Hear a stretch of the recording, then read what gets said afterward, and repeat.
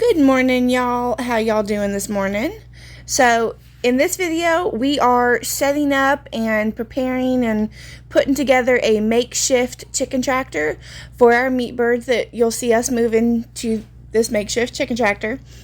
This was just an old trampoline of a friend of ours that blew up in a tree. It wasn't suitable for jumping anymore, so they gave it to us for free. And we're just making do with what we were able to get and what we have, just for 2 months of, growing meat birds. So if y'all have any advice for us for maybe our next batch of meat birds, or maybe we did something you liked in this video, go ahead and let us know down in the comments below. We will be getting more meat birds in the future. We like the idea of growing and raising our own meat. We'll definitely have a better situation next time. So like I said, if y'all have any advice or ideas, let us know in the comments. But until then, thank y'all for watching. I pray y'all have a great day.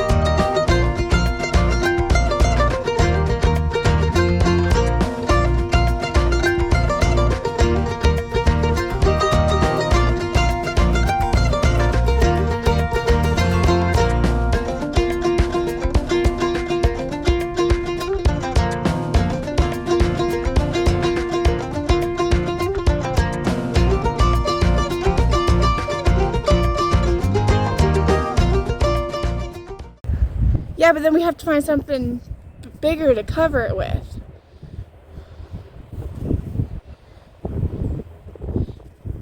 Or if we just do like a rectangle, then we could just slap, where'd you go? Just do like a rectangle, then we could slap a roll of thing over it. So start there, and then I can climb up under it and bring it towards me. Like this? Yep, and then come straight towards me.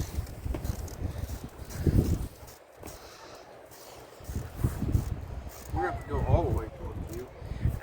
Probably somewhere right here. Just something so that the wind does not get up under and pick it up.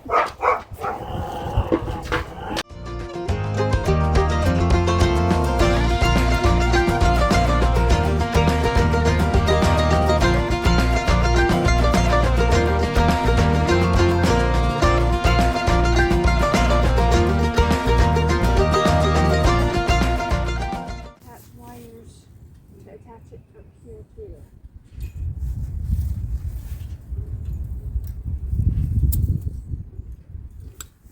Or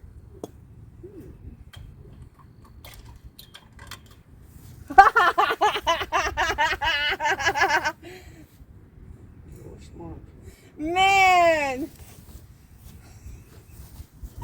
You're a genius. You're still gonna do it like that. Well, at least around the tape. Okay.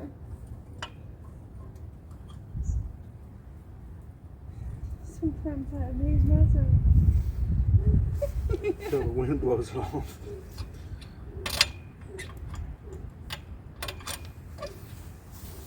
That That's ghetto. is ghetto. Well, I do have a little ghetto in me. I don't know if you've ever noticed that. What?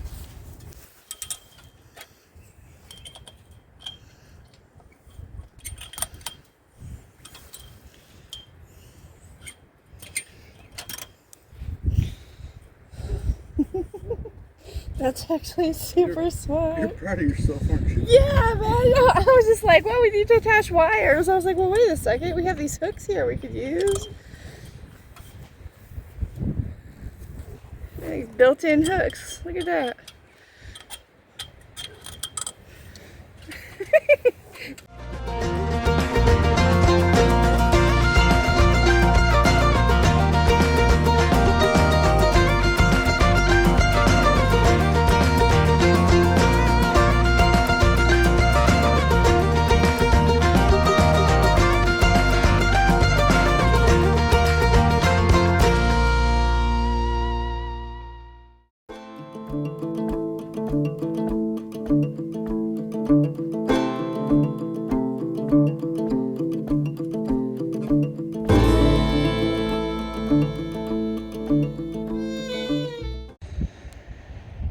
Alright, so I did a little finagling this morning. When we cut the rectangle out of the center, the flaps here and the flaps here were hanging really low.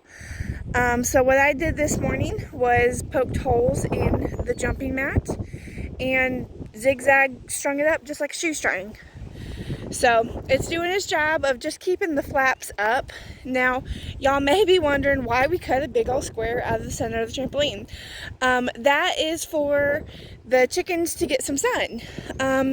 And we thought doing it in the center would be best because then the edge of the jumping mat would still serve its purpose with the springs holding all of the framework together. That's how I guess trampolines work. That's how I noticed it was working when we put up ours. The springs in the jumping mat hold everything together. So that's why we cut a big square out of the center. And hopefully this fixes the flapping and the hanging from these edges here. So just wanted to share that with y'all.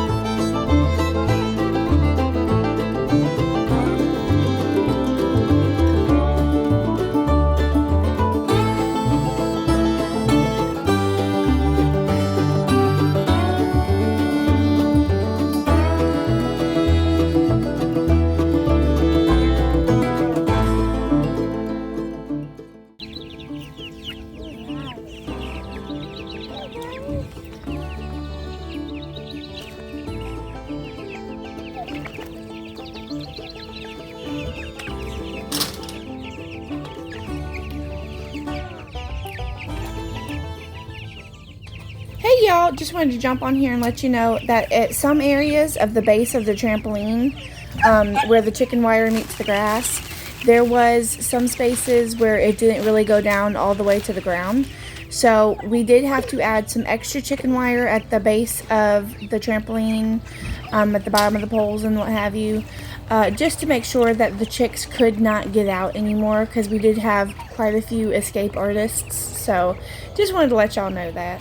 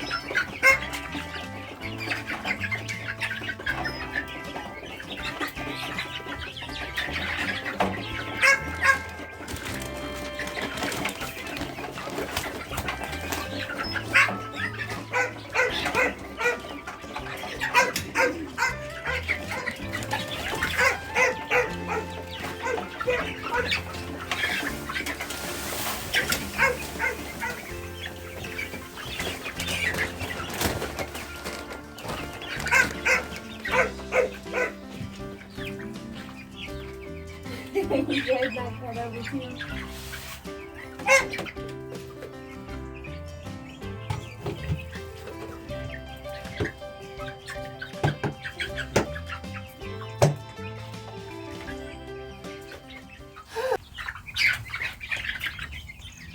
Alright, so this is our food and water system that I'm showing y'all.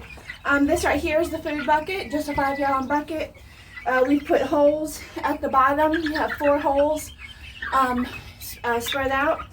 We just put the food in, we close it up, and it comes out into this tin pan that we got from Tractor Supply. But as you can see, it makes it pretty easy. We don't have to come out here every single morning with food and water to take care of the birds. This is the system we would like to get set up today for our meat birds. That way they have sufficient food and water, but the meat birds would be slightly different because they're at the age now where you do 12 hours of food access and then you take it away for 12 hours. The Cornish Cross birds will eat themselves to death if you don't control their food. And then you won't get to butcher them. So this is, like I said, the food system. I'll show you the water system in a minute. So let's scoot on over to these girls' water over there in the corner. No. Alright, so just like the food system, this is a 5-gallon bucket, except this one is upside down. Where is the hole for this one? Must be here. So we have, if I don't dump it out, there's a hole down here. One hole probably about 1/2 inch to 3/4 inch wide. And that's the only hole. We fill this bucket up with water, we put the lid on top, and then we flip it upside down. You flip it upside down in this same type of metal tray as the food system. Once the water fills up to just above the hole, then it will stop coming out of the bucket due to science and pressure and all that other smart talk. But this is the best way where we can get an airtight seal, so it definitely stops once it gets right above that water. So we can fill this up, and we've noticed we don't have to put fresh water out here for 2 or 3 days. So we still come out here to check on the birds, but we don't have to bring them food and water every single morning as if we didn't have this system. So as if like when we didn't have this system. So these 5-gallon buckets are working great. We're wanting to implement them on the meat birds. So in just a little bit, I'm going to go to Tractor Supply, get some more 5-gallon buckets, some more tins, and we'll do it for the meat birds too. All right, and as you can see, we have Arlo here right next to the meat birds. We did not put any chicken wire on top of the trampoline where the springs are. So if a raccoon really wanted to, they could just slip in there and have themselves a buffet. So my thought process was hoping he doesn't stress them out, but if a raccoon were to come, he would be able to bark and scare it away maybe. He can't do that from across the yard. So we actually moved his IBC tote doghouse over here to where he is just out of reach of the chicken wire. And that's my goal, is that he'll be close enough to scare away any predator, whether it be raccoon, maybe fox, possum, whatever. Because if they really wanted to, they can climb in between the springs and have themselves a buffet. So he's kind of like a guard dog. Hopefully he'll scare them away. We'll just have to see in 5 weeks when we butcher them. If we butcher 25 chickens, we'll see. So that was my thought process for having him so close. But hopefully he doesn't bark so much that he stresses them out. We'll just have to see.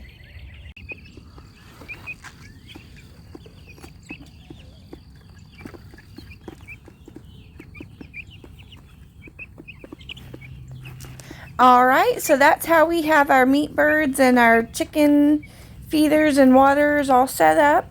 So thank y'all for watching. We pray that y'all have a great day, and we will see y'all in the next one. Bye.